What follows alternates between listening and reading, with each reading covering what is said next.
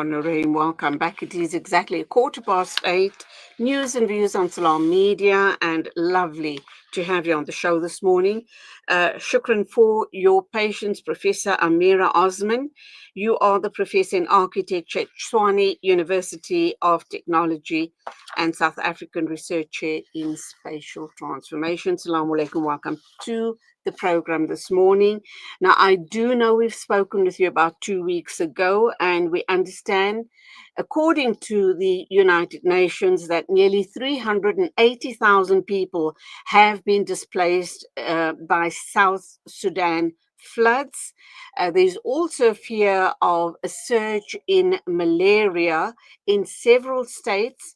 And obviously, it is overwhelming the health system.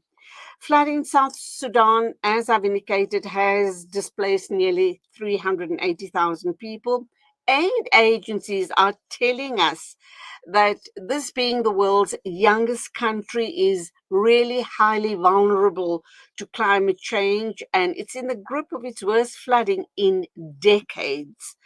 The floods, as we understand, has affected about almost 1.5 million people, and the United Nations Office for Coordination of Humanitarian Affairs has said on Friday across 43 countries and the disputed Abyei region, which is claimed by both South Sudan and Sudan proper. So that is the context to what we're going to be covering with you on the show this morning. I also know that you've put out a heartfelt plea about the devastation in your village and the village of your husband, which obviously talks about the entire territory. What is the current situation like since this report was published, since the United Nations report regarding the amount of people that have been displaced? Assalamu alaikum, Assalamu welcome. alaikum. Thank you so much for having me. Thanks for giving me this platform. If I can just give a little bit of context as to why I'm here. I'm currently in Cairo, where we just concluded our participation at the World Urban Forum. And part of the Tshwane University of Technology exhibition at the World Urban Forum was about migrants in cities, and specifically about Sudanese migrants in Cairo. I am an architect with an interest in cities, space, and communities. I have an interest in the making of cities. And I, as a Sudanese, and I originate from Khartoum and the northern areas of the Sudan. As a Sudanese, I have a real interest in Sudanese urbanism. It's a unique form of urbanization. Almost every urban center in the region that I originate from developed around around the sheikh, around a school for the teaching of the Quran. It's a very unique, it happens in other areas globally, but in Sudan, in that particular region that I originate from, it's almost, it's complete in that from the small village to the big urban center, urbanization happens happens around the sheikh and Quran teaching schools. So Subhanallah. yes, subhanallah. And if I can just conclude my introduction, Julie, with what you spoke about global politics. Whatever I say here about the Sudan and about the region that I originate from, and the plea that I am putting out, is to understand it within the context of global politics. I loved your opening. There's an interconnectedness between everything.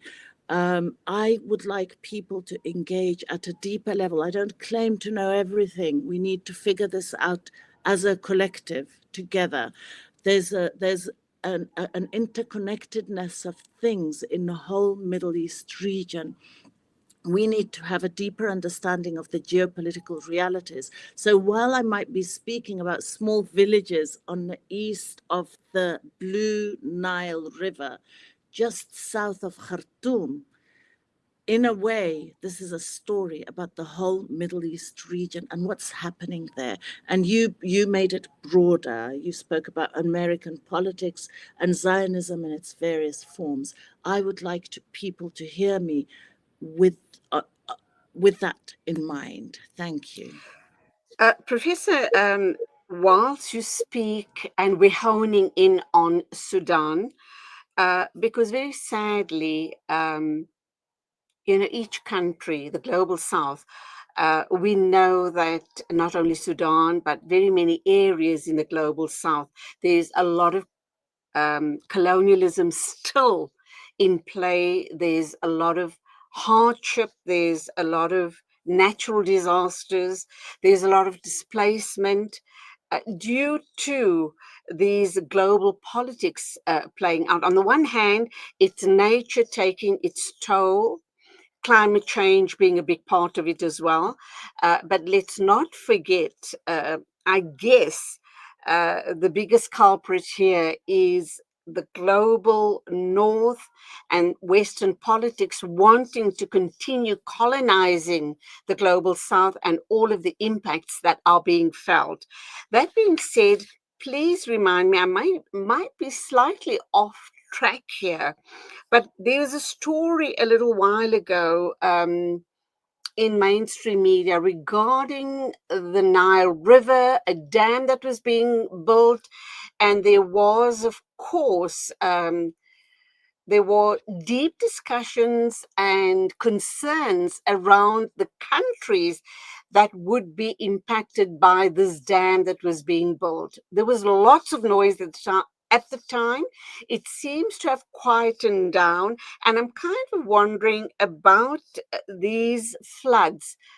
Would they have been due to that dam that was being built somewhere along the route of the Nile? And is that perhaps the reason why we're sitting with the situation?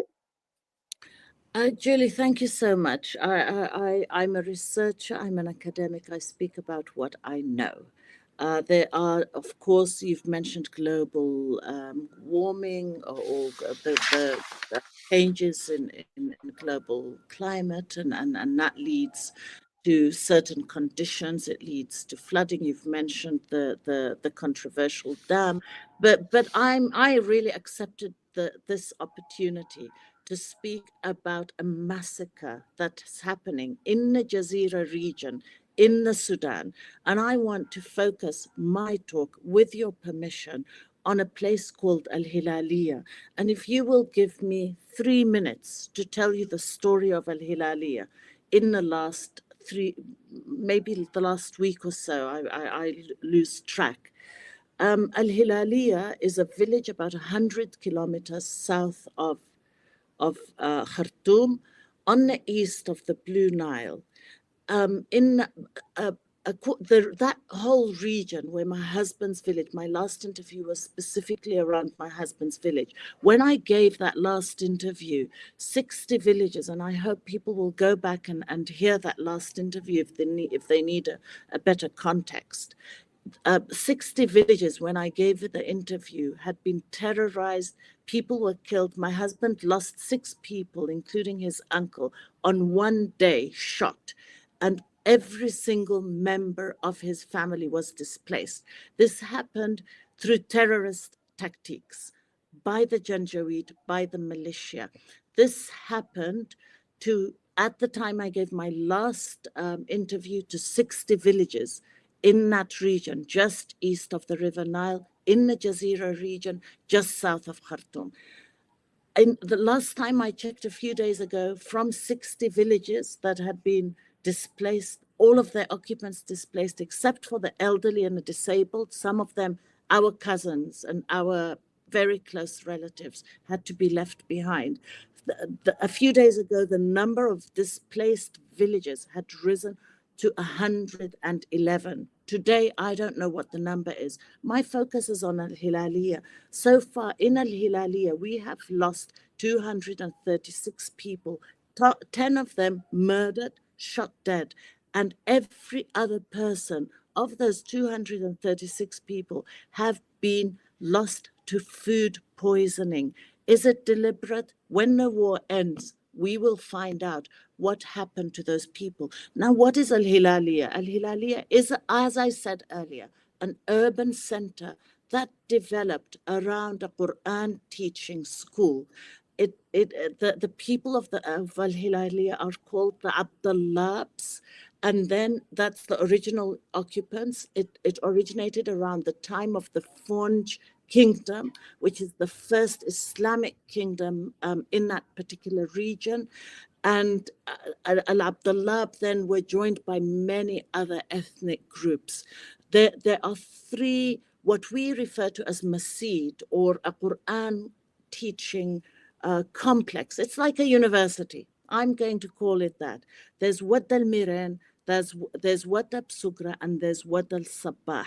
These masjids are Quran teaching schools, living areas for the students, and areas for the visitors that come to visit the sheikh, the religious leaders. It's a very community-based event.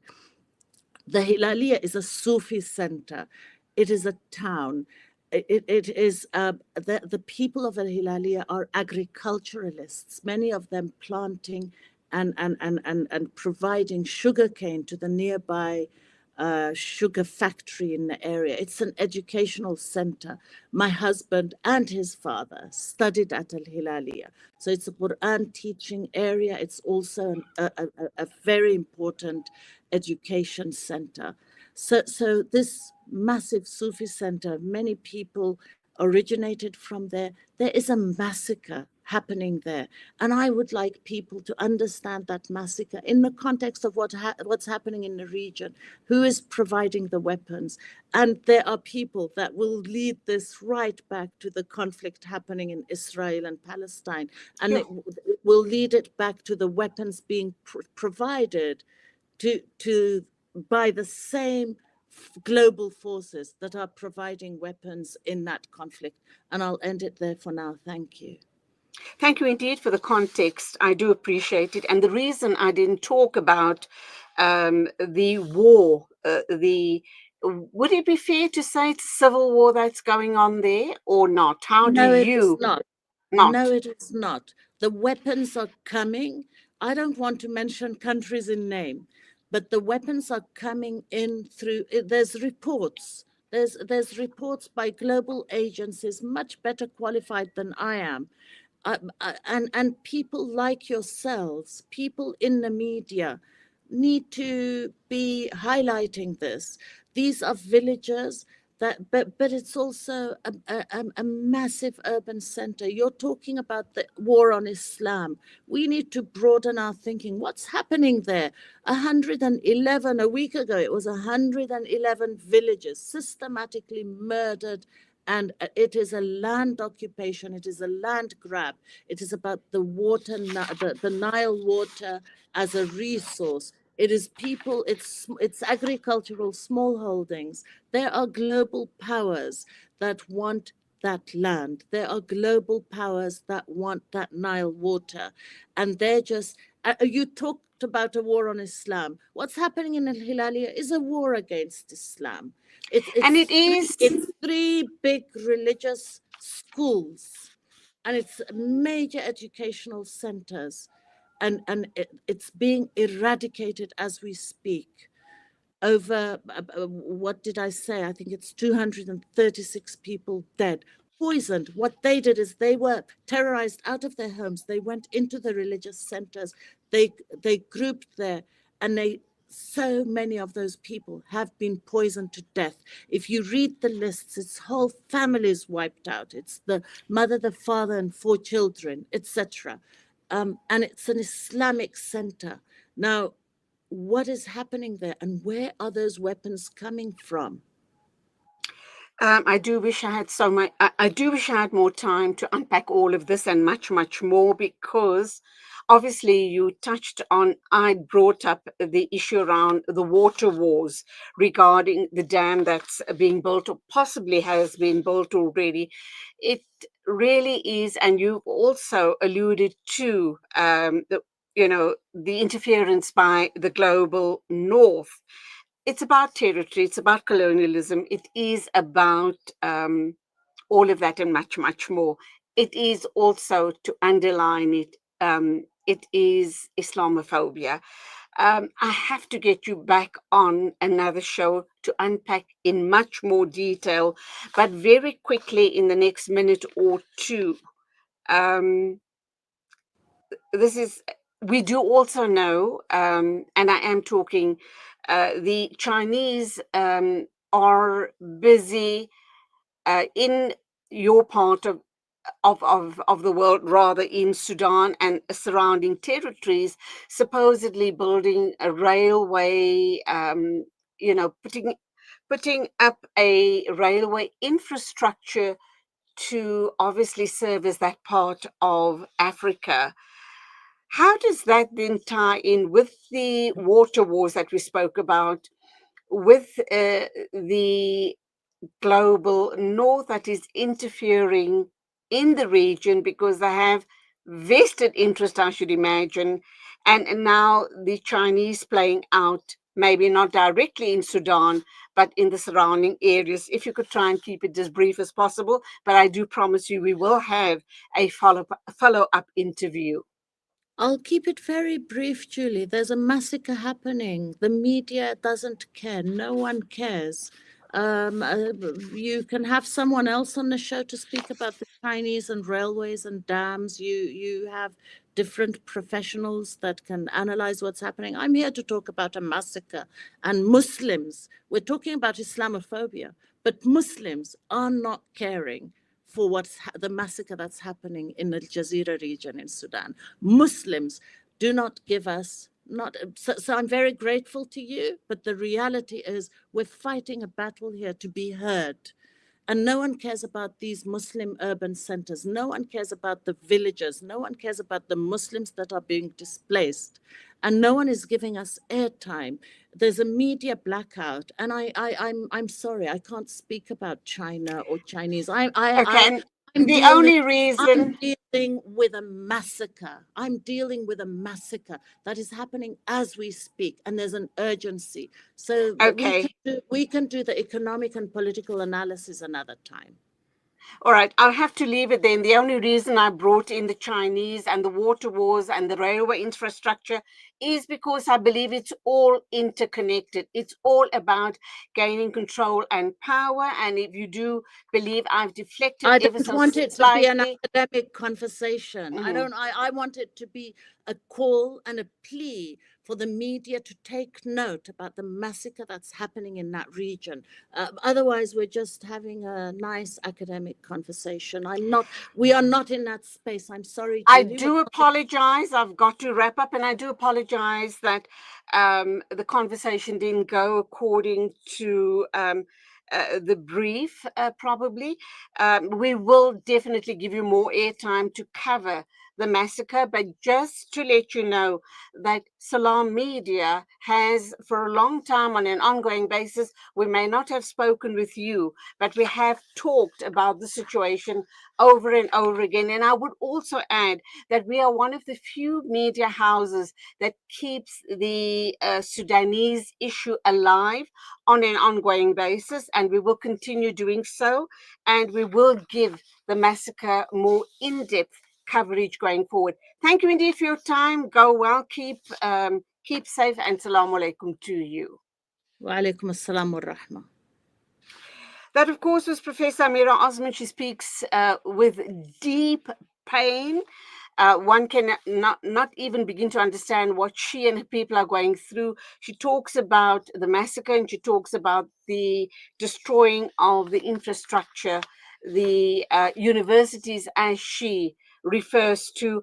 And I am sorry that she was not very happy with the with the way the interview was developing, but I was just following my brief. But we will, inshallah, look deeper into this matter and give it more traction. And I think we should get Inayat Wadi to pick up on this and go full force ahead with it on the Wednesday night show, inshallah. It is 8:35, News and Views moving along. Standing by to talk with us is Fazlin Oosthuizen.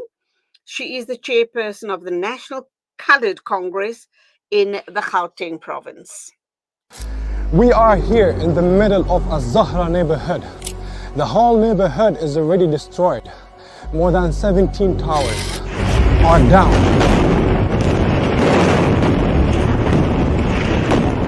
Here, as you can see, the firefighters trying their best to help. The people are still under the rubble. A lot of the people.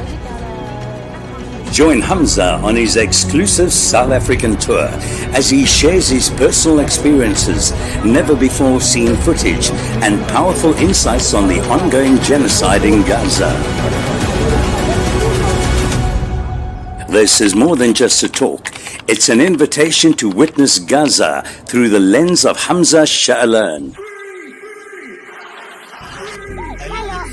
Don't miss this opportunity to meet the photojournalist who brought Gaza's pain and perseverance to the world in its darkest moments. Follow Salam Media on social media pages for more on this tour.